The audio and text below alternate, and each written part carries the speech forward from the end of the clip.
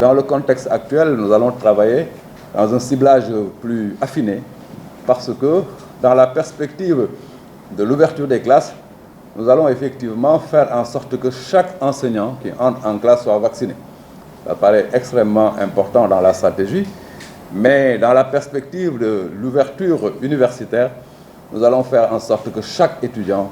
soit aussi vacciné. Nous condamnons avec la dernière énergie la décision qui a été prise par le gouvernement visant à faire vacciner de gré ou de force les enseignants du Sénégal avant le démarrage de l'année scolaire 2021-2022. Cette décision, qui n'est rien d'autre qu'un pass sanitaire qu'on impose dans le monde du travail, est en porte-à-faux avec les dispositions de la législation du travail et les recommandations de l'OIT et du BIT en cas de pandémie. Et c'est pourquoi nous appelons l'ensemble des enseignants du Sénégal à ne se faire vacciner que selon leurs convictions personnelles et à se rappeler que cette vaccination engage également leurs responsabilités individuelles et rien d'autre. Que personne ne peut imposer à une quelconque corporation donc l'obligation de se faire vacciner. Et ça, c'est la législation du travail. Alors, à partir de ce moment, nous avertissons le gouvernement du Sénégal que si cette stratégie est maintenue, nous irons porter l'affaire devant quand même le BIT pour dénoncer